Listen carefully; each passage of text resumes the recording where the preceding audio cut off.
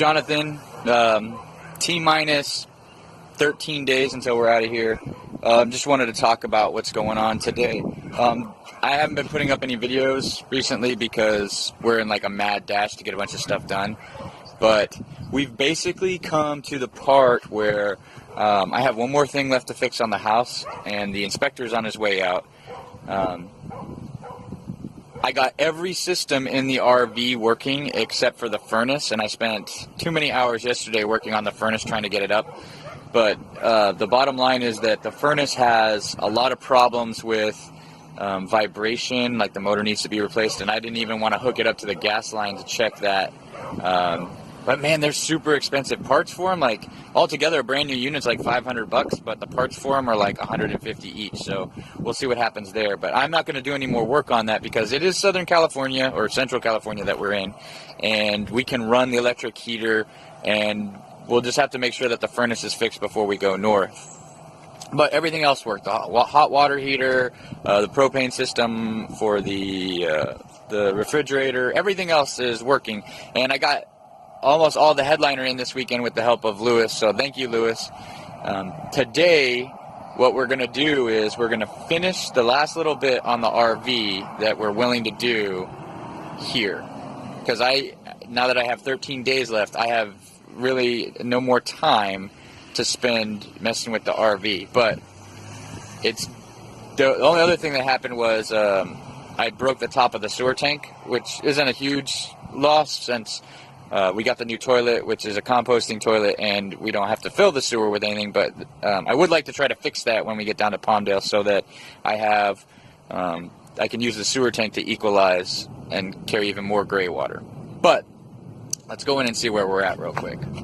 It's all out of from behind the garage, because after what I do today, this is where it's going to stay. We're going to actually move into the RV in a couple of days once we finish getting the house more packed up. So kind of want to be able to like have the house all packed in 7 days, which should start not today, but maybe today's Tuesday. I'd like to start packing by Thursday.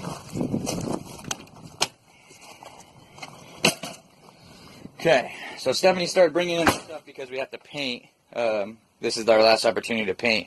She's going to get painting today. So Lewis helped me with this part of the headliner and this part, right? And we got this down and sealed. And today all I'm doing is doing the bridge piece that comes across. Originally we were going to try to fit it in here, but then we realized things move, and that's not really a great idea. So what if instead of trying to fit this in here, we just bridged it across? I can make this piece completely square, and it will cover any movement or anything we have. It'll hold all the pieces together better than that, and it just will look, better in almost every way. So I'm going to do that. So there's one there, and there's one here, and then all the insulation is covered. You see right there? Then all the insulation is covered, and Stephanie can paint. So, that's, I'm going to do that. And the same here. I got to put a bridge piece across here and over here. And then after I do that, I'm immediately going to put the new piece of plywood in for here. The reason we took this out is I'm going to put a piano hinge right across here on the plywood so that everything back here picks up. That allows for better storage, because otherwise you got to just stuff stuff through this tiny little door here, and I don't want to deal with that. So when I want to pack this sucker out or put big things in here, that I just want the ability to do that and pick it up. And since it's a foam mattress, it doesn't care if you fold it in half. So after I do that, then we're going to come to the bathroom. And yesterday I was able to get the shower out. I'm going to actually cut this to the proper length, this height, and the length around. I'll spray adhesive it since we're not in here yet, and I'll stick it in from one side to the other, and then I'll put the pieces in the bottom, and then seal it up maybe tomorrow or whatever. I don't think we're going to use the shower. I just want it in there so that I'm not, like, I don't have another thing to do later on. So that's what I'm doing today. And after I finish all of that, because that should only take me a couple hours, after I do all that, then I'm going to go work on the stuff underneath the house that needs to be repaired for the pest re-inspect.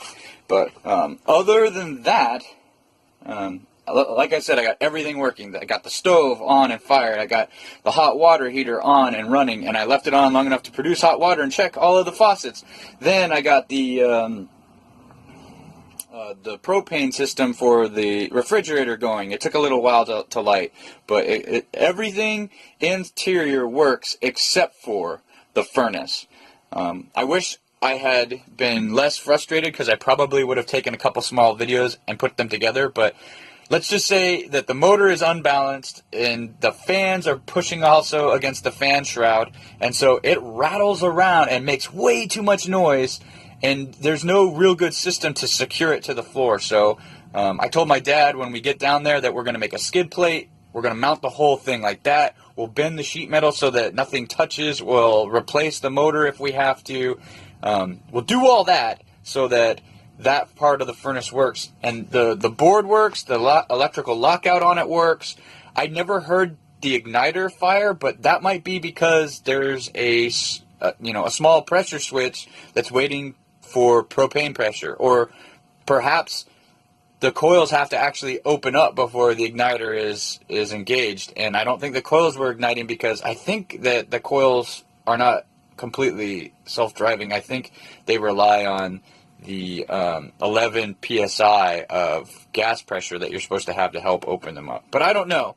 In the worst case that happens is I'll have to put in a different propane valve. I can buy modern propane valves and put it into that system, and that won't be the end of the world, because it's just two coils in parallel, so that's not a big deal.